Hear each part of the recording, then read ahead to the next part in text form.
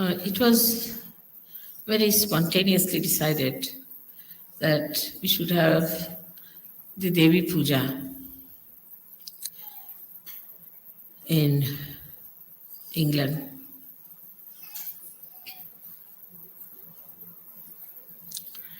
And this is the place where really Devi Puja should be, because it's the place of Sadashiva and where Adi Shakti should be worshipped.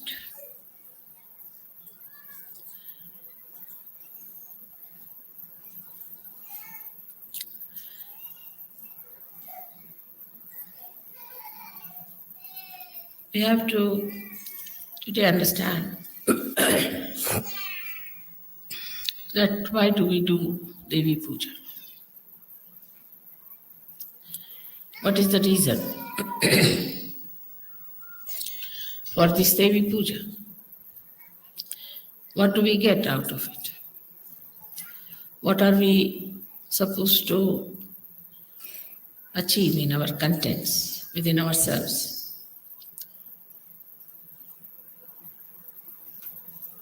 The first thing is that Kundalini is the Devi. She is the reflection of the Adi Shakti. So when you worship Devi, first you worship also your own Kundalini by giving her credit, because she has given you this realization.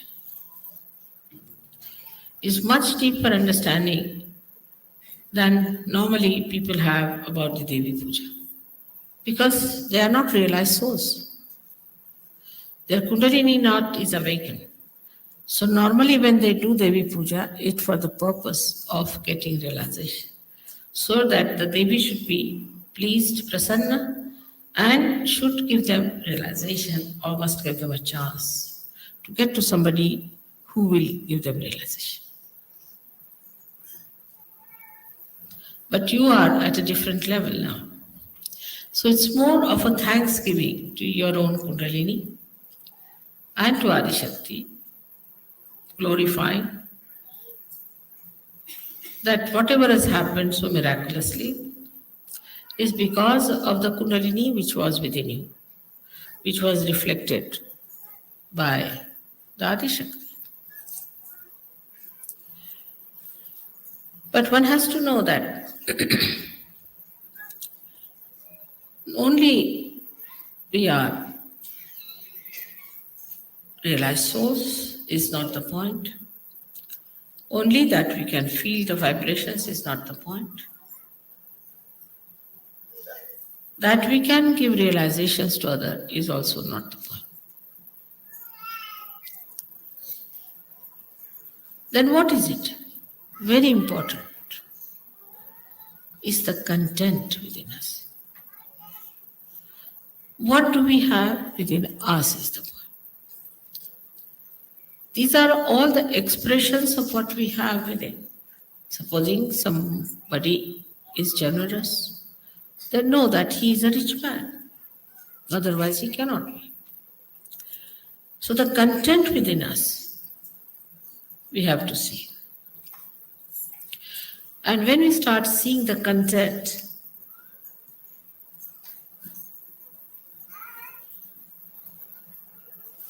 where do we find in the nature there is real content? We say the sea. Sea is there, sea full of water. So much of water it sucks in from everywhere. And then it allows itself to be boiled by the sun and gives rain.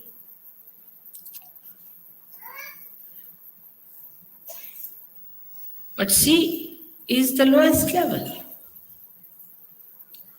Stands at the lowest level and sucks in all the water from everywhere.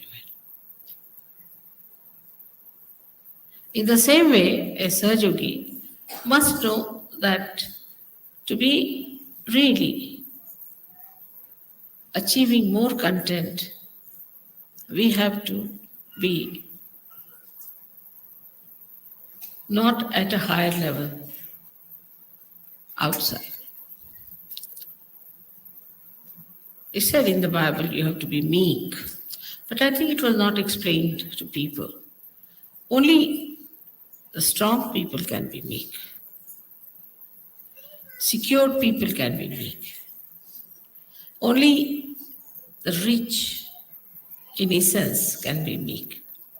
Not the people who are insecure. Because they are insecure, how can they be meek? And not the people who we think are rich, so-called. Because if they are rich, they are not generous, they are not satisfied, they are not philanthropic. So they are not rich, they are still greedy beggars.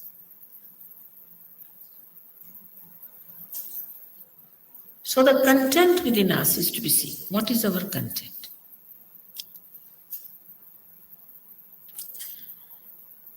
You love me, I love you. It's very good. But when you love me, you have to know that there are certain qualities which are very lovable in a Sahaja. Actually, people get lost even after Sahaja. They think they can get over everything, are perfectly all right, and they are thrown overboard.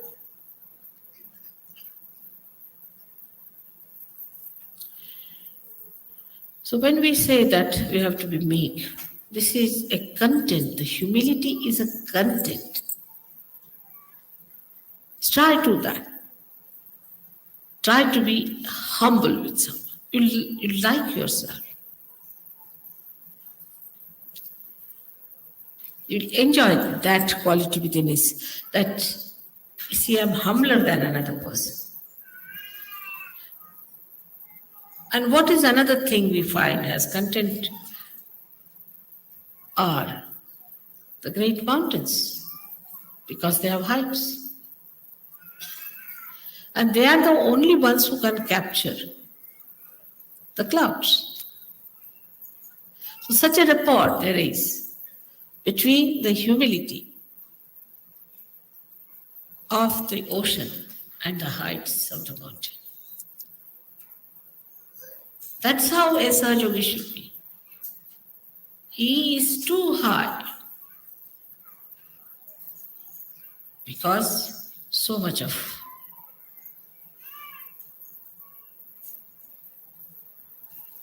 content is there in that ocean. Then it has become beautiful, like clouds. And touched his height, his Kailasha, where resides the Shiva. So it's so joy-giving. Of course, as you have painted me there, it's true, that was my situation once upon a time. Today also it is my situation, no doubt, in a very subtle manner, because there's so much of negativity. And I have to work it out on all kinds of levels.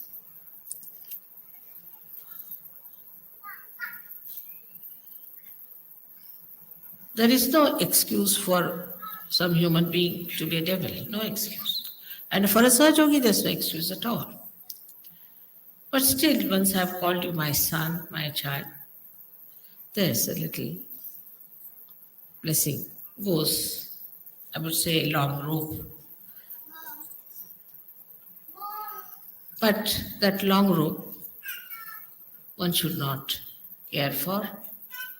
You have to care for your own quality, for your own inner capacity to suck in. Now look at the ocean as it is. All that is around falls into the ocean, everything. And then the sun, you can say that's the spirit, evaporates. Only possible in the ocean. It doesn't evaporate the river so much as it can Because such a wide thing, such a deep thing, inexhaustible. And then absolutely pure material comes out of that. And that can go and touch the heart. Because as a Sahaja's hearts are at a very high level, where there is Shiva residing. Nobody can reach there except for the purity. And unless and until you have that largeness, that depth, that humility, and the maryadas, you know that sea never leaves its own maryadas. And if you press it from one end, it will express on one other side. It never leaves. If Pacific Ocean was even 100 feet deeper, there would have been a problem. So even in depth, in its height, in its spreading, it has its own maryadas. But in that maryada, he has the feeling that he is one with the nature, one with Mother. He is not disturbing the Mother Earth, nicely placed in the body of Mother Earth. Nature is bound by the divine. The divine looks after the nature. So everything works out beautifully. And you have freedom. And after Sahaja Yoga, you have greater freedom. Absolute freedom, because you can not be bound by anything nonsensical, anything sinful, anything base. You are above that like a mountain. And so wherever there is a combination of a mountain and an ocean, the ships can come. Deep people can only come to such shores where there is depth. That's how you achieve your depth, between your heart and your Bhavasagara. That beautiful area where people can come to you and just, they know this is something great.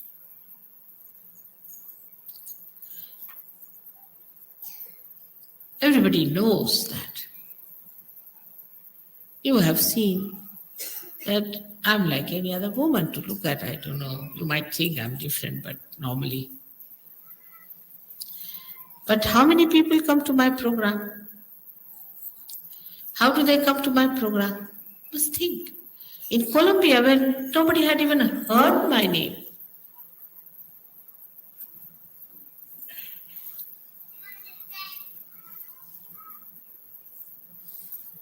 thousands came. I mean, very surprising. And people had no place to sit. In Russia, where, I mean, no question of they knowing my name, there are no books published, nothing.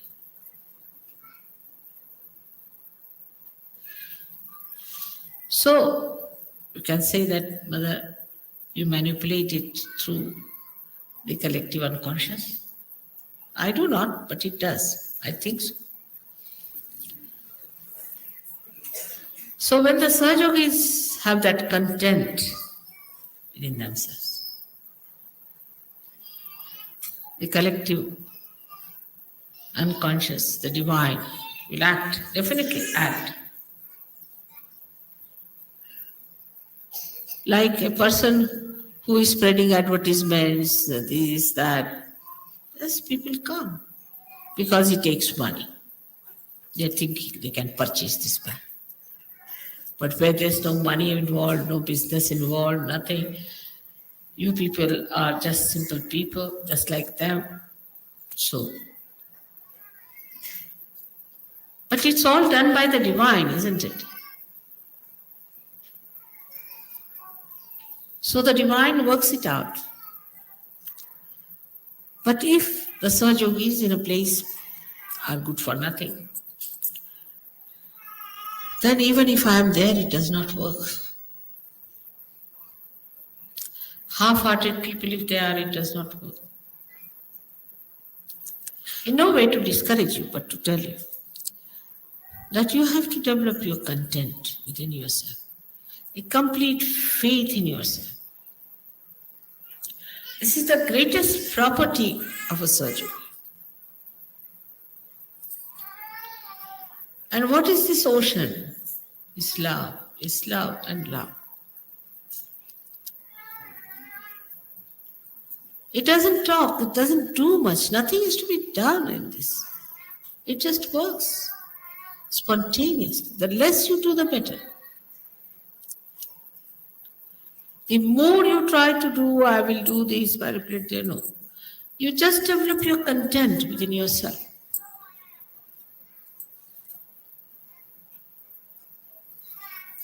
And imagine you are also lucky. You have so many provisions which nobody had. They had to go into jungles, they had to take all the wrath of their gurus and nobody to protect them. And they never had Adi Shakti to worship. So you have Adi Shakti with you, whose power is all this divine. So you are at such an advantageous position. But first you must realize. So when we say we should have content, then the vessel has to be strong. Otherwise, everything will break. And this strength is the one you should know that you are completely protected. No one can harm you. They'll try. This has to be, otherwise, how will you test whether you are absolutely safe or not? So somebody has to try some tricks just to see and for you to watch how you are successful. Without doing anything, you'll be amazed, everything will be cleared out. And you'll not know how things have cleared out, how things have worked out.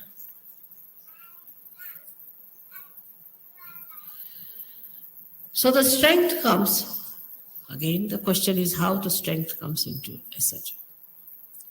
There I would say the Shraddha. Shraddha is not blind faith. After Sahaja, after realization, you know everything. You've seen my photographs. You have seen how Sahaja works. You've seen how you can raise the kundalini of people. You can feel the vibrations. You can feel others. You can cure others. All this power is within you.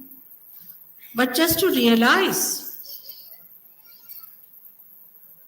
that power without ego is your strength. And when you are powerful, you don't have the ego, because what is the need there? Ego is there only when you don't have power. Because you want to have more. But when you are fully there, there's no ego. So this power is to be ascertained first, to find out whether you are powerful or not, to find out first. And then, like if I have to sit on the chair, I'll see, is it all right or shaky? Oh, it's all right, I can sit on this.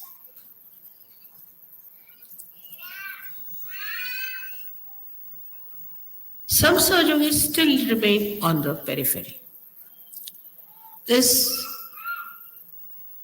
sometimes a very big gap between some who have reached great heights and some who are outside. All these are negative forces which were killed long time back.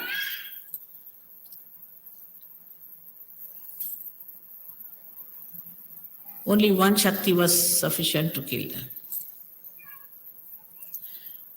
Of Kali Shakti, Durga Shakti. But you have so many of them. You have Mahalakshmi Shakti. You got Saraswati Shaktis. You have all the 12 deities are there working for you.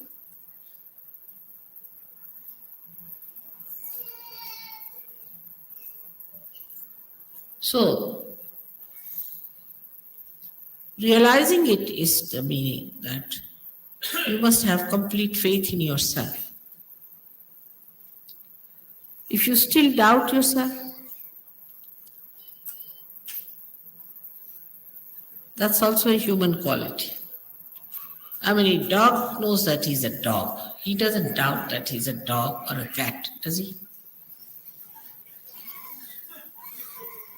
Or a tiger knows he's a tiger and he knows what capacities he's got. It's only the human beings have got, apart from other stupid qualities, is one this that they can doubt themselves.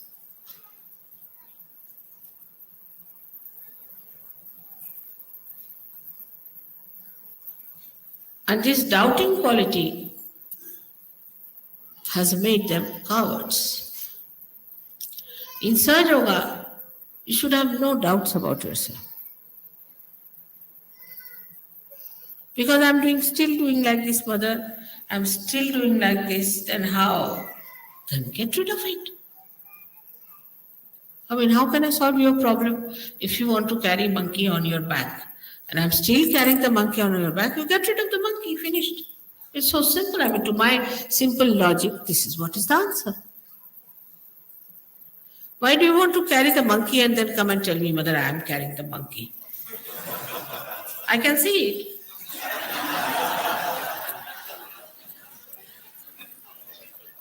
Get it off your head. Get it off your back. It's very simple. You are a Sahaja.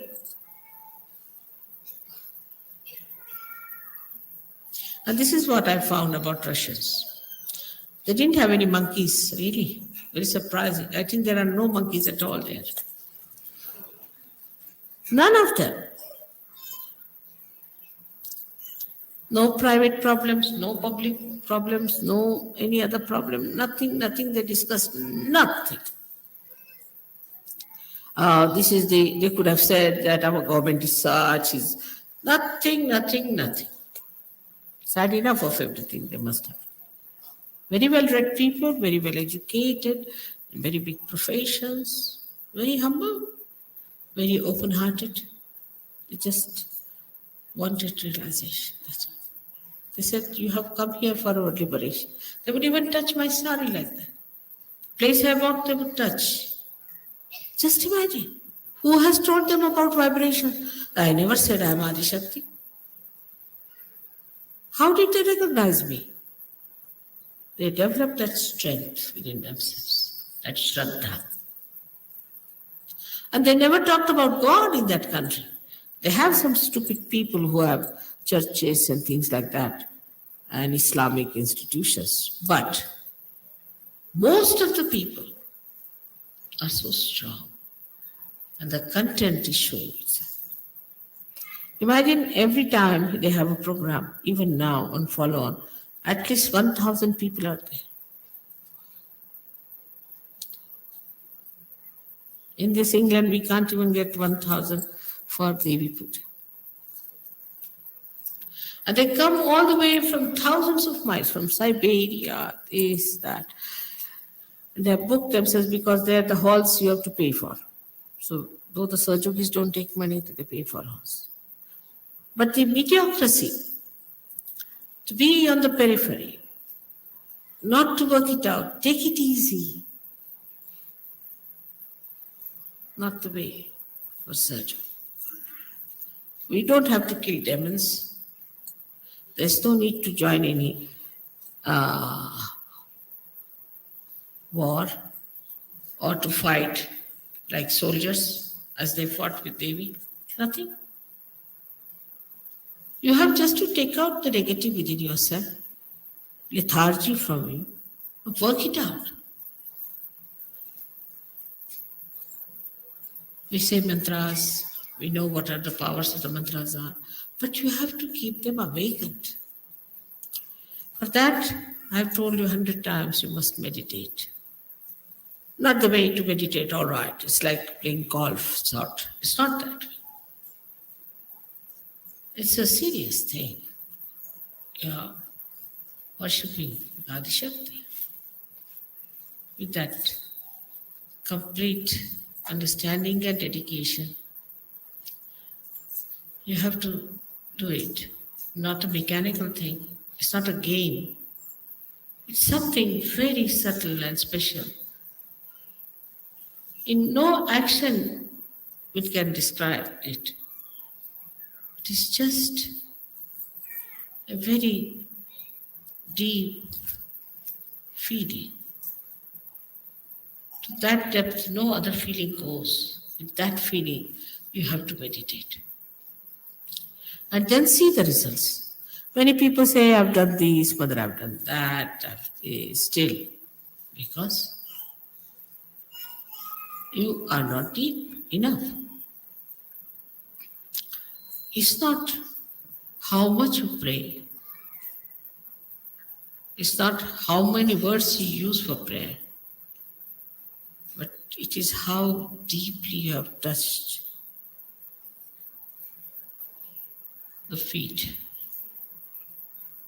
of the divine. That is important. So today we have to see that Devi is using her sword to pierce through our heart so that all negativity runs away. And through that, she wants to plant the lotus for Shiva to settle down.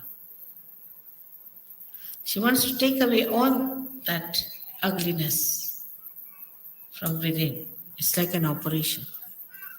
But so delicate and so beautifully done. You never even felt it. The other day, somebody gave me a book of all the Devis, and the vibrations are called as pan, that means pulsation.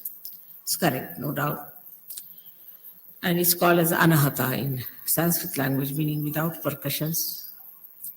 But I was reading that book, I said it's like going round and round, up and down, going into this maze, that maze. How can anybody understand this book is so drama? While I've said all these things are much more than this, and they know it so easily. If you read that book, 2 pages, you'll get a headache, I tell you. But how the whole knowledge of Sahaja has come to you so beautifully. It's very remarkable.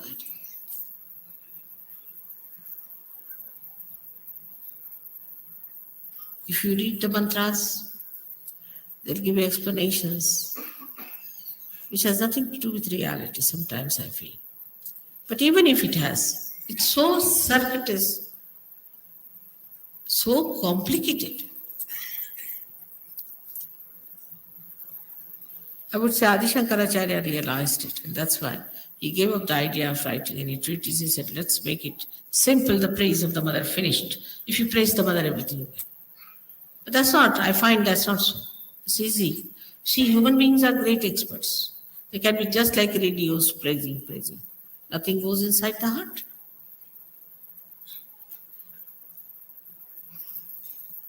But you have to develop that depth. In Sahaja, we work through our heart, not through our brains.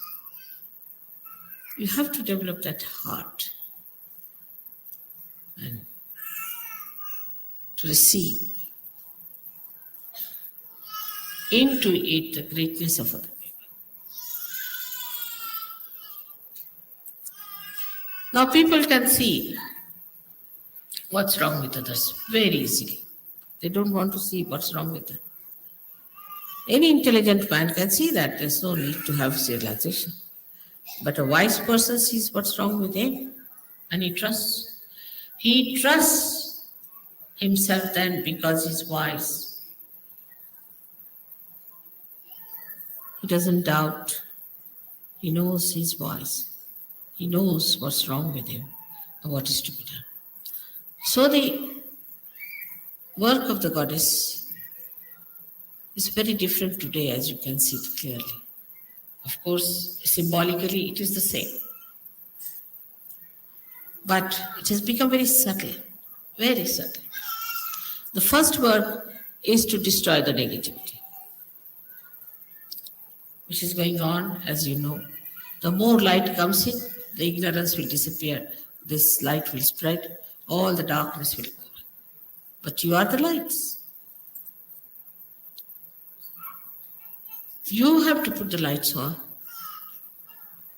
And you have to look after the light. And you have to make that light eternal. This is one work which you are doing. It's a beautiful work of the goddess. You are doing is to spread light, enlighten people. The negativity that is around you is not so dangerous as whatever is in you. Today it has become subtler. The negativity has become subtler. It's entered into your being. And be careful.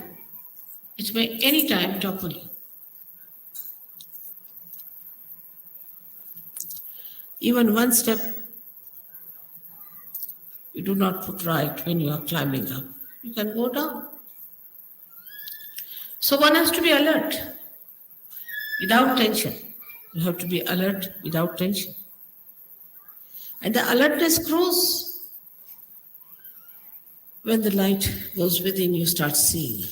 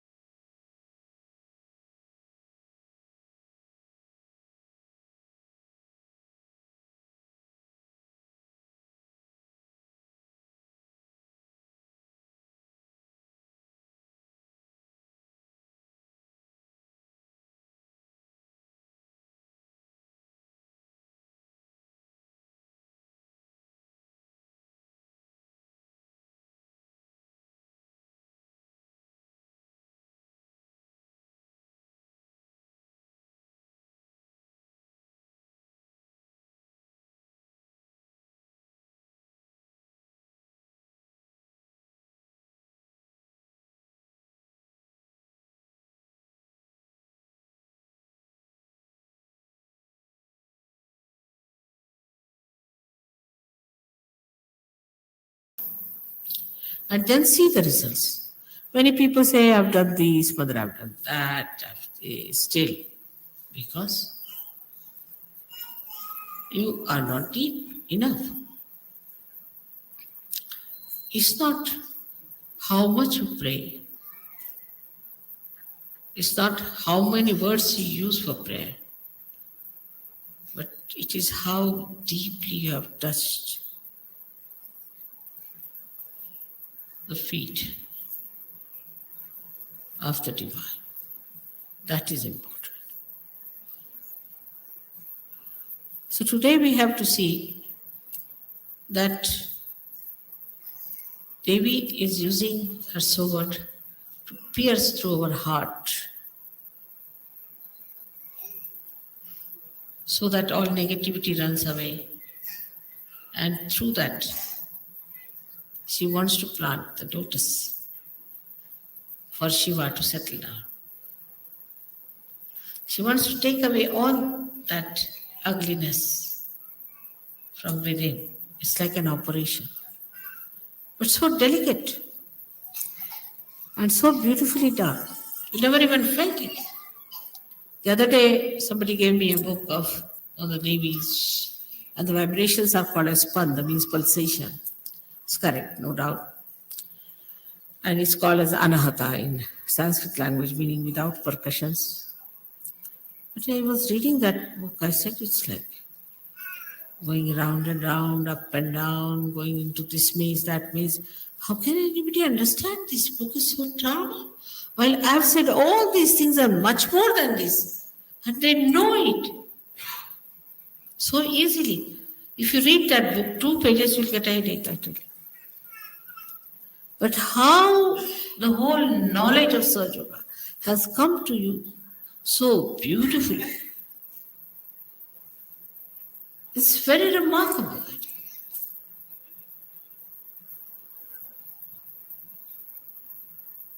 If you read the mantras, they'll give you explanations, which has nothing to do with reality, sometimes I feel.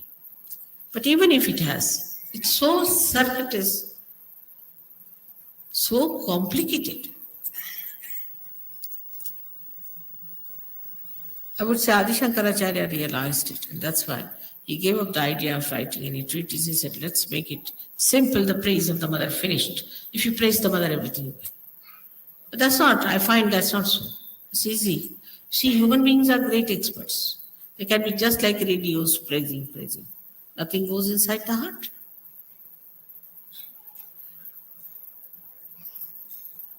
But you have to develop that depth. In Sahaja, we work through our heart, not through our brains. You have to develop that heart and to receive into it the greatness of other people. Now people can see what's wrong with others very easily. They don't want to see what's wrong with them. Any intelligent man can see that. There's no need to have realization. But a wise person sees what's wrong with him and he trusts. He trusts himself then because he's wise. He doesn't doubt. He knows he's wise. He knows what's wrong with him and what is to be done. So the work of the goddess is very different today, as you can see it clearly. Of course, symbolically it is the same. But it has become very subtle, very subtle. The first work is to destroy the negativity, which is going on, as you know. The more light comes in, the ignorance will disappear. This light will spread, all the darkness will go away. But you are the lights. You have to put the lights on. And you have to look after the light. And you have to make that light eternal. This is one work which you are doing.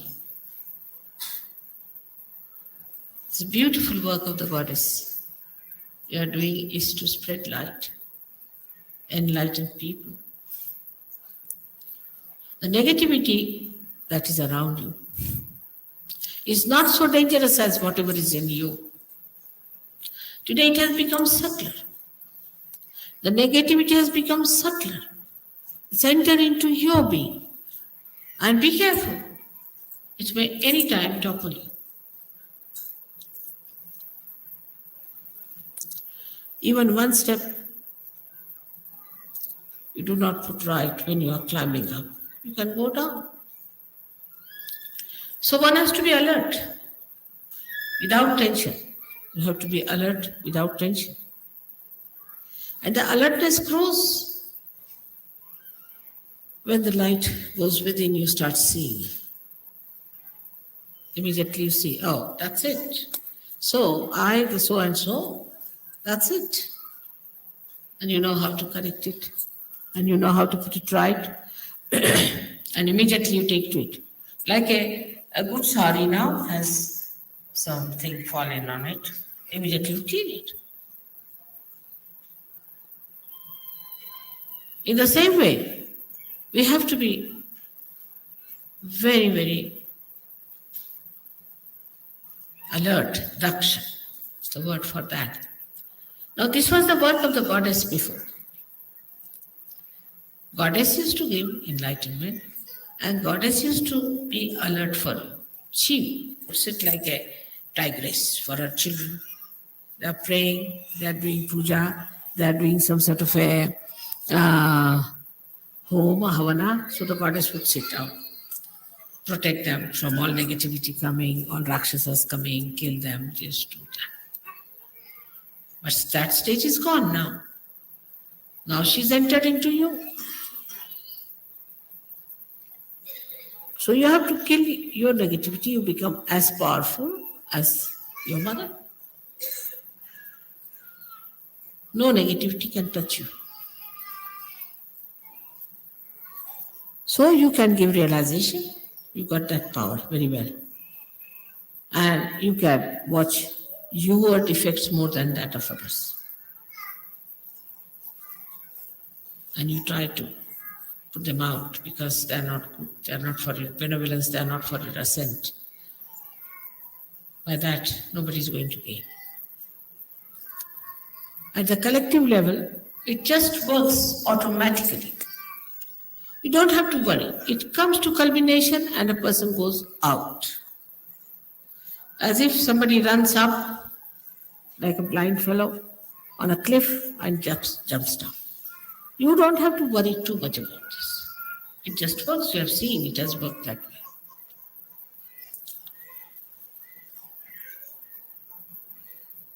Now another quality that you have to believe that goddess is working through you. In you she resides. You have got the powers. It's penetrated into you. Is that you can comfort people. You can cure them. You can give them peace. You can give them bliss. But then what goddess has done in you is that she has given you the bliss. You have become bliss. Like they say a cool air conditioner, you get the cool from there. In the same way, if you are emitting bliss, you give bliss to others. But there is no bliss within yourself. But what bliss you can give to others? So a Sahaja has to be a blissful like the goddess. You see, she has very extreme characters, as you must have known that. She's extremely cruel. She can be very cruel. And she can be extremely gentle. Like two ragas of yesterday. She could be extremely harsh. Extremely harsh. Beyond all human expectations. And she could be extremely mild.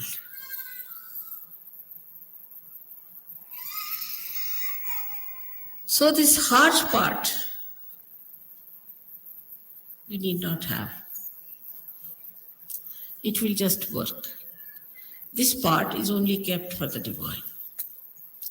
You just take to the other side.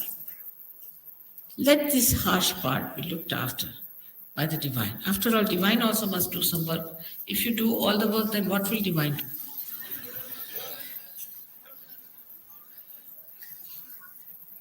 So the divine will look after that part.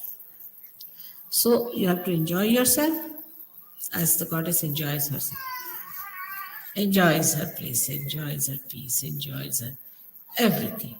Her creation, her children, their love, everything she enjoys. In the same way you have to enjoy. You have to know about everything. You have to be absolutely knowledgeable.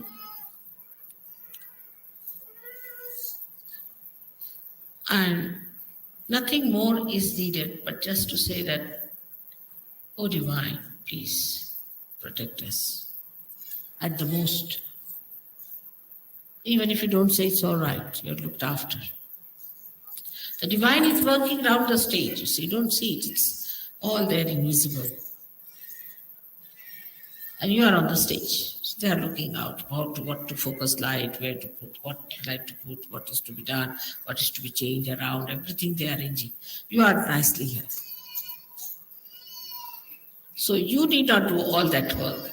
You do your work of acting and saying dialogues. That's your work. Let them do their jobs. They are doing very well. They are excellently placed and they are experts. So to leave certain things into the hands of the divine is what we call as surrender. And that much of is if done, then most of your things will work out so miraculously. You're amazed how, Mother, how it is worked out. We never expected how things we got it done. There's a very, very big force working. The force, the energy, which is the source of all the energies, which has created this great universe, which has created this Mother Earth, created this sun, which has created you very delicately. This force is working. And that force is looking after you. So proud of you that you have come on the stage now.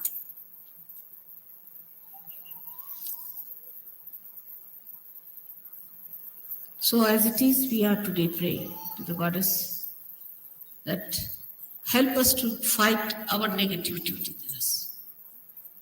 Give us your tiger so that we fight. Give us your lion so we fight. Let us fight all these horrible animals that are within us, these horrible haunting things that are within us, these horrible conditionings we have to get rid of it. Still, if you watch yourself, lots of conditionings are there. Lots. You see, there are covered with very thin curtains and you don't see it. But they are there. Let the tiger enter into all these dens and find out.